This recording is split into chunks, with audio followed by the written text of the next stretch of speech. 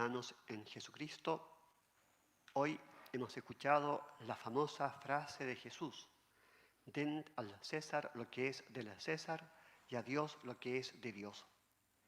Es un texto frecuentemente citado y muy diversamente interpretado. Al tanto, en este domingo el profeta Isaías nos orienta para entender uno de los sentidos de esta enseñanza de Jesús. Solo hay un Dios y solo Él es el Señor de todas las cosas. Yo soy el Señor, no hay otro. Fuera de mí no hay Dios, para que sepan de oriente a occidente que no hay otro fuera de mí. Yo soy el Señor y no hay otro. El único Dios, Señor de la historia, conduce todo según su providencia amorosa, a fin de que todo alcance su fin, que es la gloria de Dios para la vida del hombre. El hombre alcanza todo su sentido existencial, su plenitud, cuando todo él se convierte en gloria de Dios, es decir, cuando se somete en obediencia de amor al señorío de Dios y ordena todos sus actos hacia el fin último, que es el mismo Señor. El hombre se realizará plenamente cuando vea a Dios cara a cara en la gloria del cielo. Todo hombre debe dar a Dios lo que es de Dios. A Dios se le debe conocer, amar, adorar, obedecer, servir, anunciar a los demás. De esto depende la felicidad del hombre. Cuando se dice den al César lo que es del César, hay que entender que debemos obedecer a toda autoridad legítima cuando establece una normativa también legítima, es decir, que se ordena al fin último, que es Dios. Y cuando se dice den a Dios lo que es de Dios, hay que entender que todos debemos obedecer a Dios. Reconocer esta dependencia completa con respecto al Creador es fuente de sabiduría y de libertad, de gozo y de confianza. Y como el César no es Dios, él también tiene que darle a Dios lo que le es debido, es decir, reconocerlo como Señor, origen de toda autoridad terrena y obedecerle. En cualquier sociedad, el primero que debe estar sometido a Dios es quien detenta el poder de la autoridad. Esto es así precisamente porque su poder le viene de Dios. Lo debe usar según Dios y tendrá finalmente que rendir cuenta a Dios. Si se entiende así esta enseñanza de Jesús, entonces vemos que aquí no se indica la separación entre lo que es del César, lo que es de este mundo, y lo que es de Dios. Es todo lo contrario. Significa que, aunque son dos dimensiones distintas de la realidad, no son dos realidades separadas. Ambas dimensiones van siempre unidas, debiendo estar la autoridad del César subordinada y orientada a la de Dios. El César representa aquí a toda autoridad humana, que puede ser la del padre y la madre, del profesor, del alcalde, del policía, del parlamentario, del presidente, del sacerdote, del empleador, del empresario. Si alguno de ellos se apartase del camino de la verdad, del bien y de la justicia, e incitase a sus súbditos a hacer lo mismo, entonces nos dice el Catecismo de la Iglesia Católica: el ciudadano tiene obligación en conciencia de no seguir las prescripciones de las autoridades civiles cuando estos preceptos son contrarios a las exigencias del orden moral, a los derechos fundamentales de las personas o a las enseñanzas del Evangelio. El rechazo de la obediencia a las autoridades civiles, cuando sus exigencias son contrarias a las de la recta conciencia, tiene su justificación en la distinción entre el servicio de Dios y el servicio de la comunidad política. Y cita el Catecismo: dad al César lo que es del César y a Dios lo que es de Dios.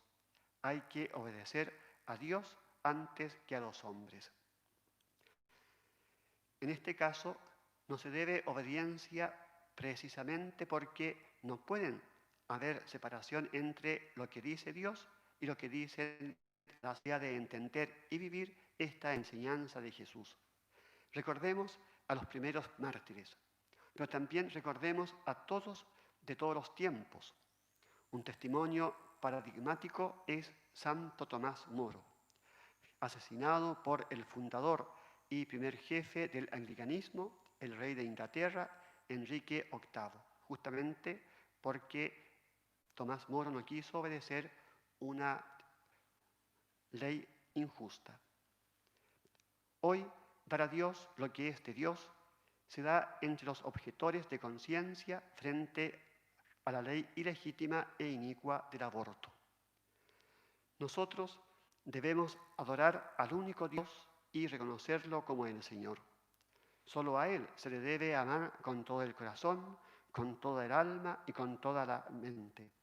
Porque, decía el Salmo, es grande el Señor y muy digno de alabanza, más temible que todos los dioses, pues los dioses de los gentiles son apariencia, mientras que el Señor ha hecho el cielo. San Pablo nos hace ver hoy que esta fidelidad al Señor hasta derramar la sangre, hasta la muerte, es posible porque hemos recibido la gracia de lo alto. A nosotros se nos aplican estas palabras que hemos escuchado hoy. Conocemos, hermanos queridos de Dios, la elección de ustedes, ya que les fue predicado nuestro Evangelio no solo con palabras, sino también con poder y con el Espíritu Santo con plena persuasión. Hemos sido elegidos por amor en Cristo, para que el Padre nos infundiera el Espíritu Santo, suscitando en nosotros poder y convicción, por quien es posible ser firmes en la fe, ardorosos en la caridad y alegres en la esperanza en medio de las persecuciones a causa de la fidelidad a Cristo y a su Evangelio. Pidamos al Señor que se pueda decir de nosotros lo que dijo San Pablo de los cristianos de Tesalónica, que se destaque en nosotros la obra de la fe, los trabajos de la caridad y la tenacidad de la esperanza en Jesucristo nuestro Señor. El Dios de las misericordias nos ha creado y nos ha dado a este mundo con la finalidad de ir hacia Él, alcanzar por gracia la eterna participación de su gloria en el cielo. Es tan grande el deseo de Dios de que estemos con Él, que ha enviado a su Hijo para que, haciéndose hombre, fuese nuestro camino seguro hacia la vida eterna. Desde la encarnación del Hijo de Dios en el seno purísimo de la Virgen María, por obra y gracia del Espíritu Santo, Cristo se ha constituido el Señor de todo y de todos los pueblos y de toda la historia. Todo le está unido y todo le pertenece. La pertenencia de todo a Cristo, de todos los hombres y de todo el hombre, se llama reino de Cristo. Es el único reino de la verdad y la vida, la santidad y la gracia, la justicia, el amor y la paz. Desde la encarnación, Cristo es el Señor, a quien hay que dar lo que le es debido. Y lo que le es debido a Cristo es que todos lo reconozcan, ya en este mundo como el Señor. También el César lo debe reconocer, pues de Jesucristo se dice: tú eres digno de tomar el libro y abrir sus sellos, porque fuiste degollado y compraste para Dios con tu sangre hombres de toda raza, lengua, pueblo y nación. Hermanos, nosotros cristianos tenemos que recordar esto en las actuales circunstancias históricas que nos ha tocado vivir, más aún estando a una semana de decidir respecto a qué tipo de constitución nos va a regir. Esto no es algo político en lo que el Señor no tiene nada que ver. El Señor tiene todo que ver.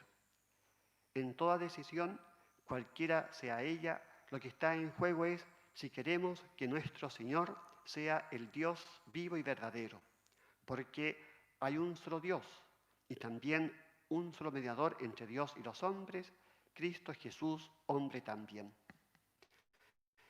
La tentación permanente del hombre es la de Adán y Eva. Es la tentación satánica de ser como dioses, al margen de Dios, sin Dios, contra Dios. A nivel social y político es la pretensión de construir una sociedad justa, pero sin Dios. Es la tentación permanente de convertir a la política en una especie de religión y al Estado hacerlo Dios. Ya no es separar al César de Dios, sino pretender que el César ya no se distingue de Dios. El César es Dios. El César y todo lo que él representa pretende ser Dios. Es lo que le pasó a los emperadores del Imperio Romano. El Estado es convertido en Dios falso, idolátrico, pero al que se le tributa culto como si fuese Dios. No hay constituciones ateas, porque el Estado es convertido en Dios. Norma absoluta de la moral, es quien Dios dice qué es lo bueno y qué es lo malo, quién es persona y quién no lo es, a quién se le concede vivir y a quién se lo manda eliminar. No otra cosa es la legalización de las leyes contrarias a la vida y a la dignidad de la persona humana, como el aborto, la eutanasia y el suicidio asistido. Los hechos de violencia cada vez más frecuentes y masivos son el fruto del rechazo de Dios y de Cristo. Cerrarse a Dios, poner al hombre al centro, divinizar lo que no es Dios, destruye al hombre. Y mientras más se quiere alcanzar el bien, la justicia y la paz sin Dios, mayor será el mal, la injusticia y la violencia. Para comprender mejor lo que intento decir, recurro a dos textos del Catecismo de la Iglesia Católica. Cito: antes del advenimiento de Cristo, la Iglesia deberá pasar por una prueba final que sacudirá la fe de numerosos creyentes.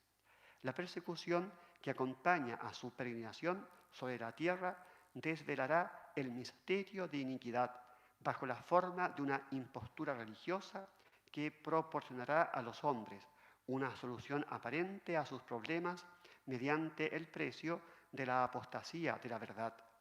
La impostura religiosa suprema es la del anticristo, es decir, la de un pseudo-mesianismo en que el hombre se glorifica a sí mismo colocándose en el lugar de Dios